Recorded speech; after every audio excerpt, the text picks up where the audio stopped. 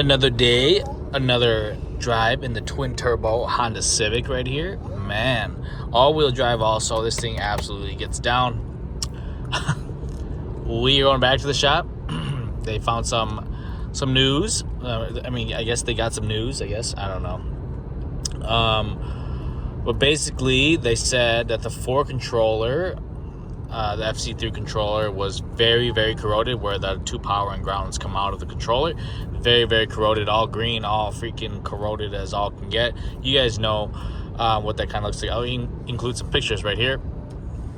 So that's what the controller looks like, and they believe that that is the issue. I don't know much about it, or I don't know how much it could really like vary the fuel pumps and whatnot, and me having all these issues. But I mean, definitely it's corroded. That we cannot argue with, and definitely could contribute to it. I just don't know how they would get corroded back there, because like none of the other wires are like that, and those 2 are. So I don't know. Maybe something else is going on inside the actual controller that we don't know about. But we ordered a new controller. Mustang is still drivable, obviously. It's just we suffer extreme fuel pressure loss after like 1 hour of driving.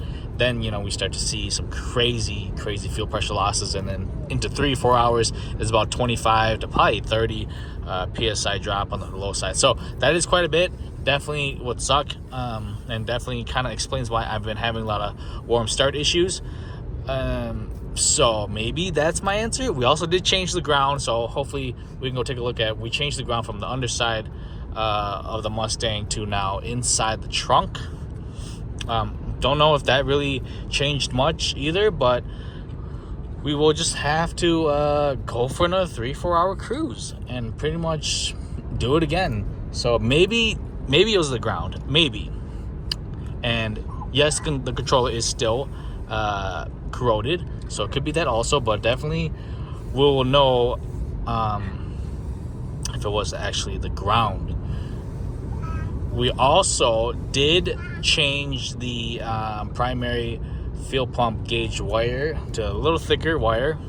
So they were already 12 gauge, which is great, but I don't know. They were pretty hot.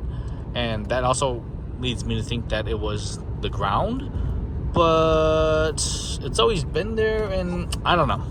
So we're just kind of like chasing things. A lot of people say it's the ground, or your wires are undersized, this and that, but I don't know, man. We're just kind of going through it and just checking it over again and again and again. And then the sucks is we just have to do a 3-4 hour cruise to really test out the system, make sure it works. Because if you just go down the block, do a data log, do a couple polls, obviously it's gonna be great.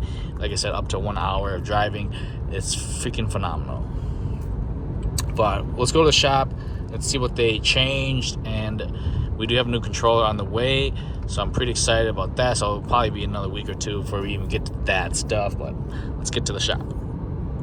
So we are at the shop. Can't show you guys too much things. We're gonna pick it up, go for a drive, and when we get home, I'll show you guys what they changed, what they did, and we'll just get talking.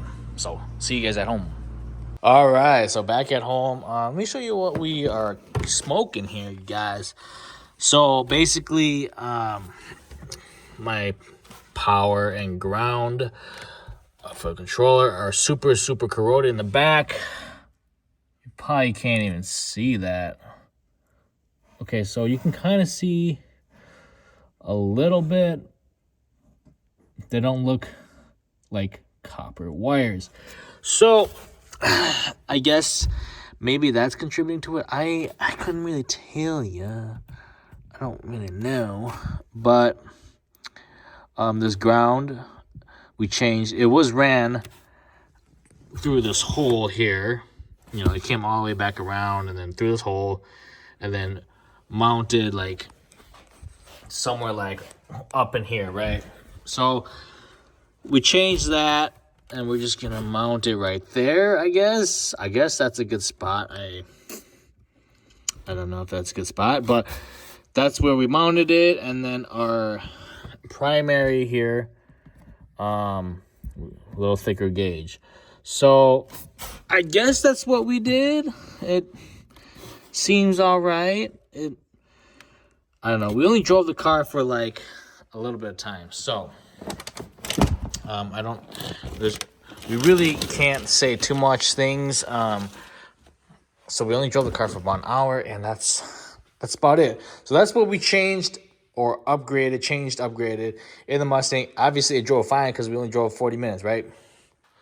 So like I said, we only drove like 40 minutes or so. So I didn't really notice too much of a pressure loss there. It was like 45 or something when I initially started it up. Got home, it was about 43. So, I mean, it's kind of hard to say right now if it's actually dropping. But so far, like I went to the gas station and the car started up just fine. So if you guys have been following me for a while, if I go to like a gas station, go to grocery or shopping, whatever, starting to back up, even if it's like 30 seconds right after, car has problems starting up. Like it will hesitate. Like, yeah, it does all kinds of weird stuff. And then, of course, it starts up. And then once it's running, it's fine. But just recapping, brought it in the shop because this little guy, it was literally 35 pounds. Like, it was significantly low. So that's why we upgraded those things. And so, I don't know. Hey, I don't know. So we got a new controller on the way. Switched the ground. Upgraded the primary wires. And that's really all I got to say. Car drives fine. Yes, it does. Drove from shop home. It's just fine. But this weekend, we'll test a little longer, driving for 3-4 hours, 5 hours of driving, and see if it can withstand that torture test. See if it can withstand that, right? Because that's what we need the car to do, especially for Power Cruise, especially for the event coming up. So, what the frick? So at least we got some stuff kind of figured out on this car, but that's my little update.